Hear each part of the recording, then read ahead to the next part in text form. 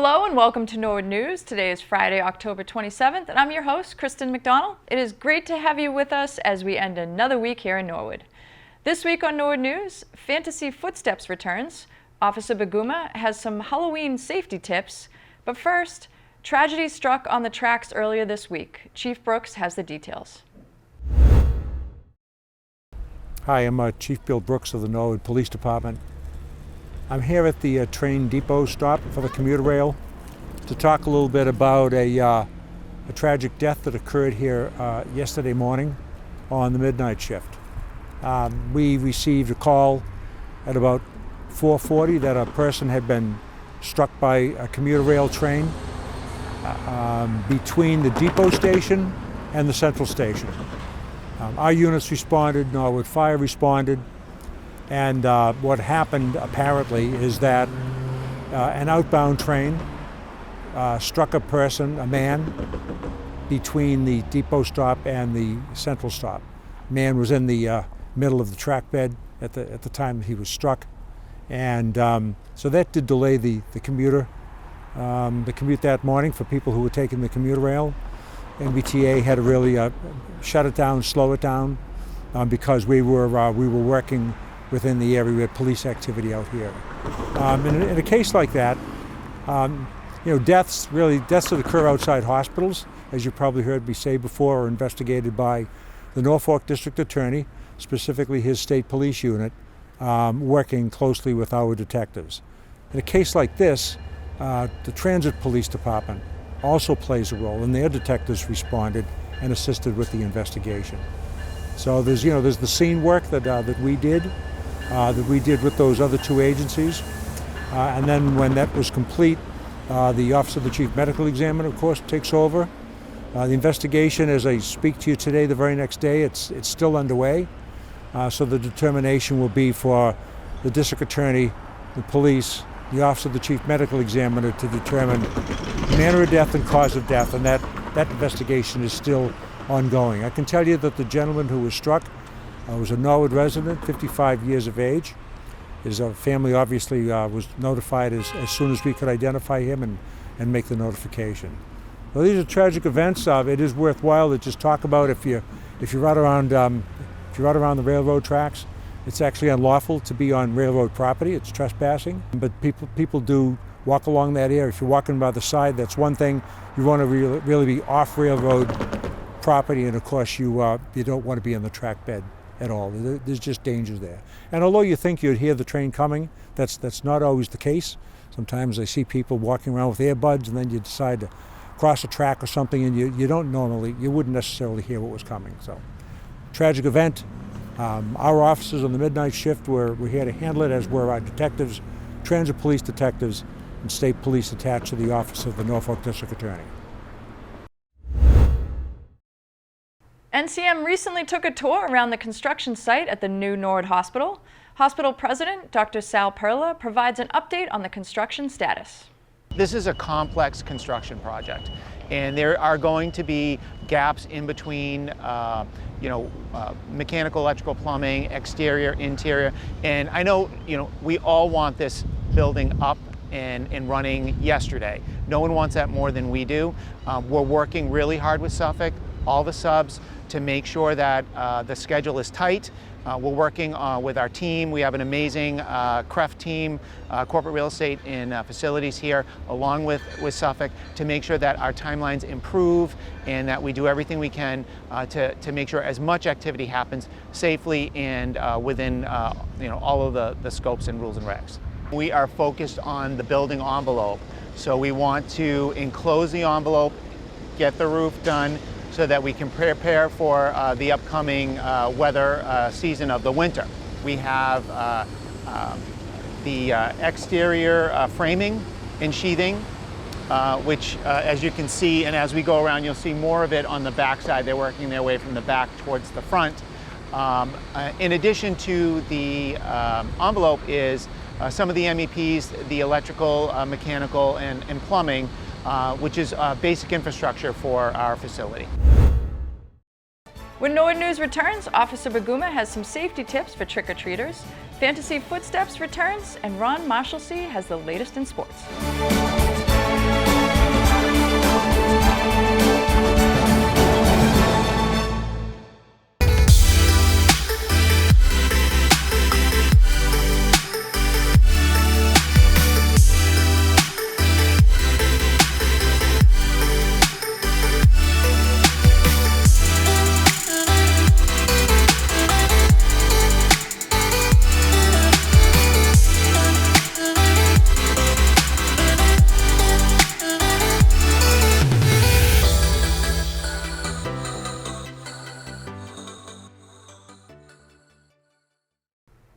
Norwood's own Matt Brown visited the Senior Center last week to talk and answer questions about his inspirational book, Line Change. Todd, co-author of Line Change, was asked to speak here today, and I think he thought, Norwood, I'll see if Matt's around. And it was great to come up and basically just tell my story, basically talk about the Never Quit motto and, promote line change. It was cool, especially because, I think I go to so many, communities that, that might not know the story or might not know my accident and the story. But here, being in Norwood, it's fresh in a lot of people's mind. So it was great to kind of take them behind the curtain about kind of what I went through and basically show them and talk to them about that today. It was really cool. It was really cool. I was in a race with a player on the other team, and as a forward, I think I was technically out of position, but as the first guy back, I made a decision that I was going to go for it. The puck went behind our net, bounced off the boards, and at the same moment, I looked down to see the puck between my feet. We collided and went headfirst from the boards. I asked why I loved, why did this happen to me? What did I do to deserve this?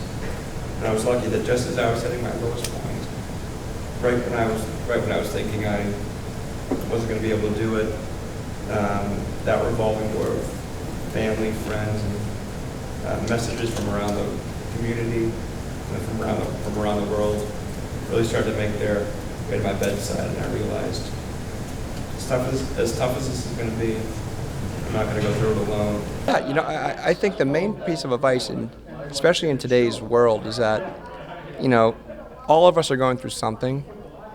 My biggest thing is to reach out to people and tell them, you don't got to go through it alone. I haven't gone through the last 13 years alone by any means. Find a friend, find a family member, find someone to, lean on. But, vice versa, be that shoulder for someone else to lean on when things get hard for them. We don't got to go through these things alone. Safety Officer Jeff Baguma has some tips and tricks for any ghoul or goblin who plans on trick-or-treating this year. Oh, how are you, all you ghouls and goblins? This is Officer Jeffrey Baguma, and I am here to talk to you about safety, especially around Halloween. One of the most safe things you could do is never open candy and eat it before you have it checked. There's so many things out there that might look like candy that aren't in fact candy. They could be something else, something that'll make you feel sick afterwards. So always pause, get home first, and have your parents check it out. Another thing you want to do is you always, if you can, have something reflective on your costumes.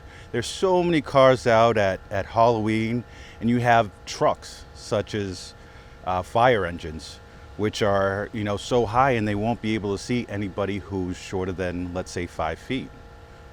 All right. The other thing is you do not want to go into anybody's house. Okay. Do not let anyone tell you to come in that they have candy inside, or if you want to come in and pat their dog or anything like that. Okay.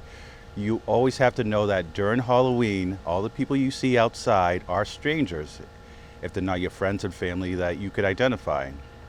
All right. We want to make sure to carry flashlights if we can, or those glow sticks. Anything to make you more visible. And even though you're going to be super excited, you want to pause and follow the traffic laws, okay? You're a pedestrian, you want to make sure you stop. You're in a big group, you look left and right more than once, more than twice if you have the time. You want to make sure that there are no cars, coming down the street, and then you safely walk across the street, okay? Those are just a few tips when it comes to Halloween safety. Ghouls and Goblins, Baguma is out. And just in case anybody's wondering, this trick-or-treater's favorite candy is more of a throwback, the Charleston Chew. It just does not get any better than that. And now we're going to toss it over to Owen Descharnay for the latest in school news. I'm Owen Descharnay.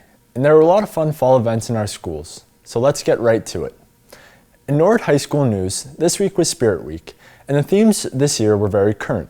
Monday was Pajama Day, and students and staff were very comfy all day long. Tuesday was Twin Day, and here's the NHS update anchors during the broadcast. Wednesday was a Barbie theme, and students styled with a lot of fashionable pink clothes and sunglasses.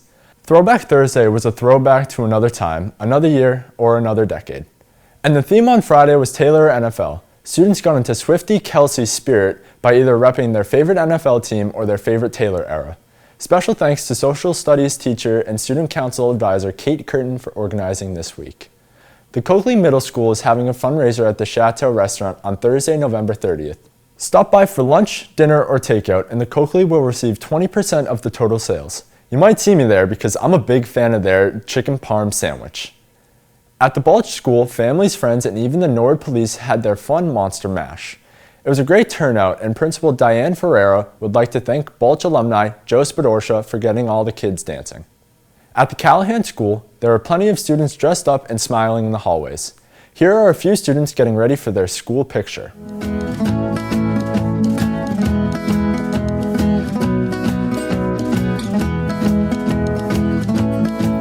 The Cleveland School had an amazing turnout at its annual PTO-sponsored Fall Fest.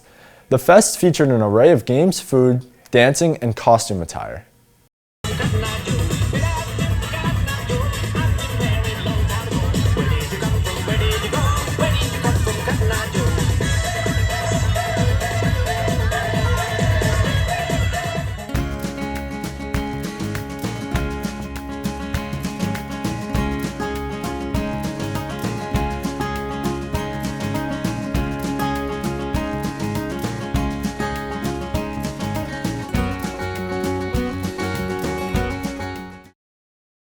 The Oldham held their third annual Trunk or Treat. It was a beautiful fall day for friends and families to come together to trick or treat in some ghoulish trunks.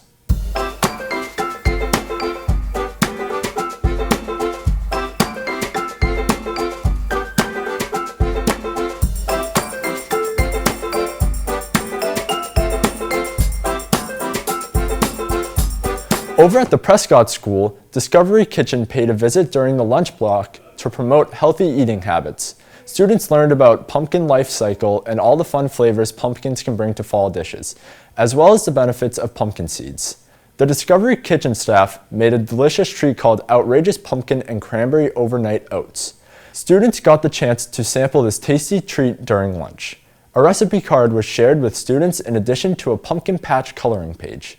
Students had a great time trying a new food and learning about the health benefits of overnight oats. Yum! The Willett School held their back-to-school night. They would like to thank their students, family, staff, and community partners for making this evening such a great success. Little Mustangs Preschool Academy has been learning all about pumpkins. The students enjoyed reading stories like Hello Pumpkin, Big Pumpkin, and How Big Could Your Pumpkin Grow?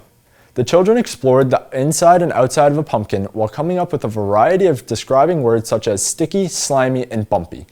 The Little Mustangs also enjoyed painting paper pumpkins with different textured items such as golf balls and marbles, matching pumpkins by color, and seeing if pumpkins would sink or float. Who knew learning about pumpkins could be so much fun? Well, that's it for school news. As you could see, there was a lot of fun fall activities. Thanks to the volunteers for organizing these events, and thank you to all the teachers for creating these fun educational lessons. Now let's go to Ron Marshalsea with the latest in school sports.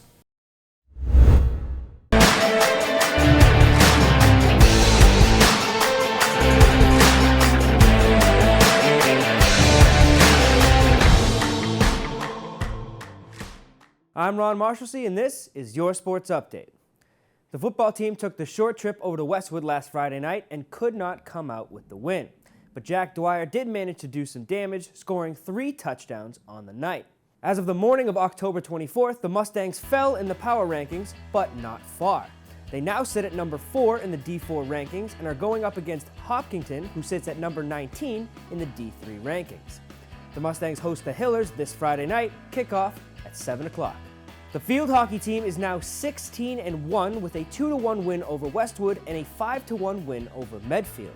NCM covered the nail-biter of a game against Westwood live, and the commentary duo of Joe Pinola and Joey O'Connor got to talk with head coach Allison Dolliner after the game. And here we have the winning coach today, Coach Allison Dolliner. Coach, congratulations. That was a close one. Westwood played y'all hard tonight. Yeah, much closer than we would have liked it, but we'll take the win. I tell you, it seemed like your offense had a lot of chances early on, and the Westwood goalie made a lot of big saves. Yeah, she's good. Did you like what you saw from the defense in the second half? From our defense? Yeah.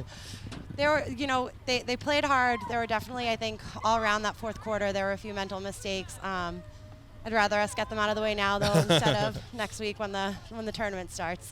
There we go. Yeah, for sure. And from up here, Allison, it looked like in the first half you guys had a lot of breakout, fast break opportunities. Yeah. But it looked like Westwood kind of shut those down on defense in the second half. What did you see from that Westwood defense that kept this a close game in the second half? They definitely adapted that second half. I think, they started playing us a little bit deeper, giving some more space so they could get the reads on those flattened through balls a little bit more. I think we kind of started, because they made such good adjustments, I think we started getting a little panicked and kind of didn't stick to our game plan. But we were lucky to come out with the win in the end. So you got 2 more games on the schedule. The girls must be excited to play one more at home. Yeah. I guess you get senior night tonight and then Medfield. Yeah, Medfield Wednesday. Medfield played us pretty good the first time, too. It was back and forth for much of the first half in that game. We scored, then Medfield scored. It was tied 2-2 at one point, and then we kind of broke out at the end. So we just got to keep coming out strong, keep coming out. As Kathy Shakoy always says, you got to score early and often. So the girls have kind of been using that motto. She said it to them on the first game of the season, and they've kind of been sticking to that all around. So that's kind of the game plan, what we try to do, come out and get the goals early and go up ahead early. Sounds great. Well, we hope they continue to take Coach Shakoy's strategy there. Yeah. Norwood scored early and often today, and that was the difference. Yeah, thanks so much, guys. Thanks, Coach, for joining us. NCM was also at the Medfield game, where Shay Larkey, junior captain and leading goal scorer for the Mustangs, scored a hat trick to break a record that hasn't been touched for almost 10 years.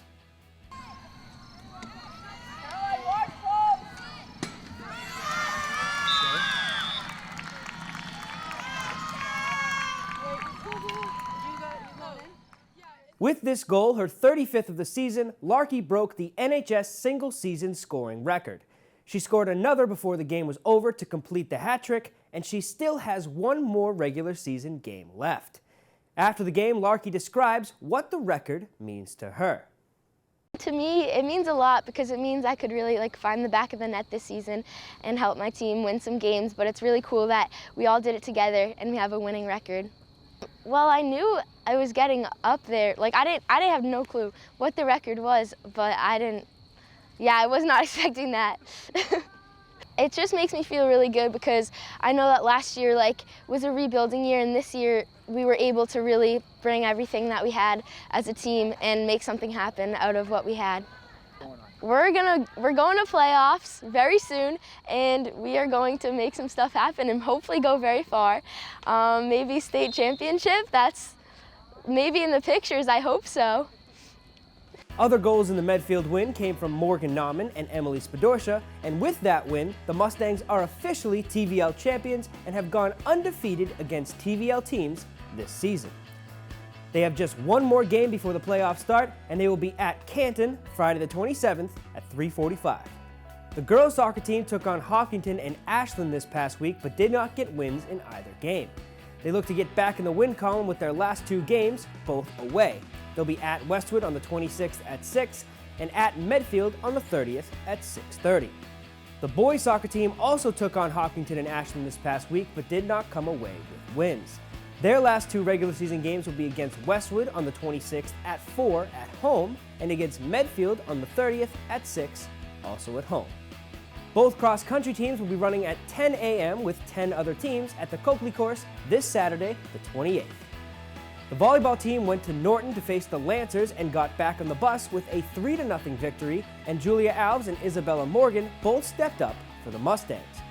2 days later, the Mustangs hosted Medfield but did not get the win.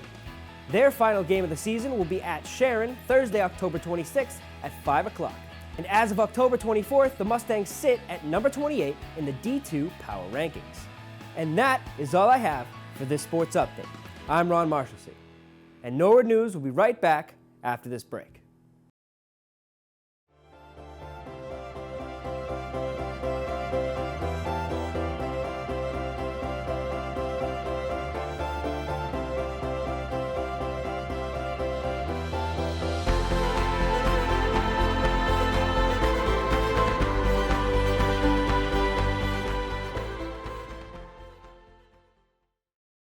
The Planning Board met this past week and were joined by the Metropolitan Area Planning Council, where a presentation was given on the Hazard Mitigation Plan.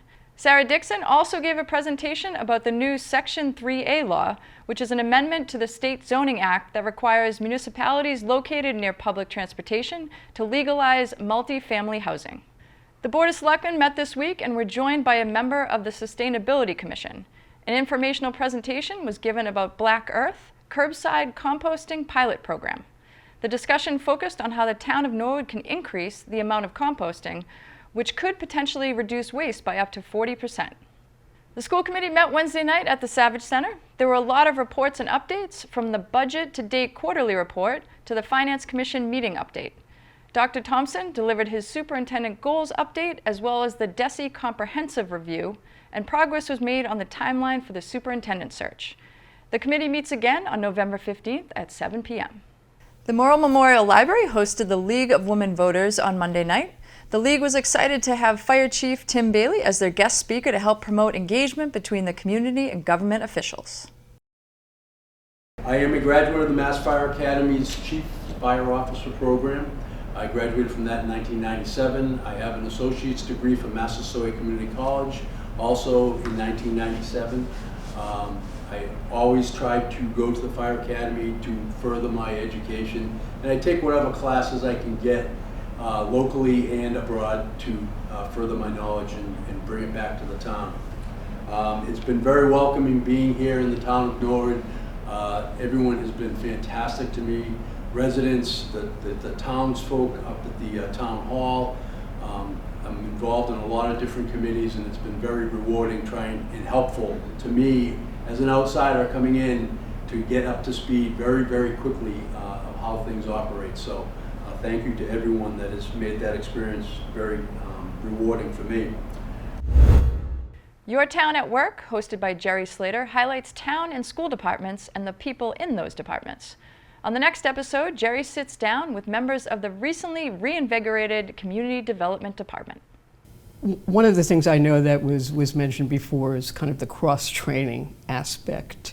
Sarah, why don't you talk about that a little bit, and then Carly, I know you're the newest member of the team, but you're probably feeling that a little bit, and how cross-training, why you're doing it, how it's working. Sure. So planning as a professional field is very interdisciplinary. You can be working on environmental projects where you're talking about conservation, stormwater management, engineering is a big part of all of that. Housing planning is its own kind of separate animal, transportation planning. I mean, at any given point in time, we are working on a really wide breadth of issues. And so I think it is very frequent in municipal settings that conservation in particular is kind of a silo. You have a conservation agent and they're the one who knows everything about conservation, and perhaps they're supervised by a planning director or a town manager who really has no idea what they do and just hopes that they're doing great work. And I think we're really fortunate, particularly with Holly's change of position to the assistant director, where there's kind of some shared understanding of those issues and professional support in areas of growth, but also just for people of Norwood to know that we are trying to run our department as efficiently and effectively as possible. And so that means that, you know, if there is turnover or absence for whatever reason, that we are each capable of stepping in and getting the job done. And that's really my priority. And I think the skill set that the team brings to the table really makes that happen and makes it work. Last weekend, Fantasy Footsteps made a return for the first time since COVID and was held at a new location right here at Norwood High School. Backstage booster Jody Smith reminds us what Fantasy Footsteps is, and an actress talks about what she does to prepare for her role. Fantasy Footsteps is a Halloween event that we started many years ago for young children. It's intended to be not scary. Nothing will pop out at anyone. No one will be scared, I promise you. It is a group of children in grades 4 through 12. They're performing fairy tale scenes that have been written and directed by Dean Kaluzdian. The student actors, this is a wonderful opportunity for any of our younger children who have not had the opportunity to have a theater experience. This gives them a theater experience in a very short period of time. There are only 8 rehearsals, so it makes it a lot easier for them to manage their time. And everyone lives happily ever after.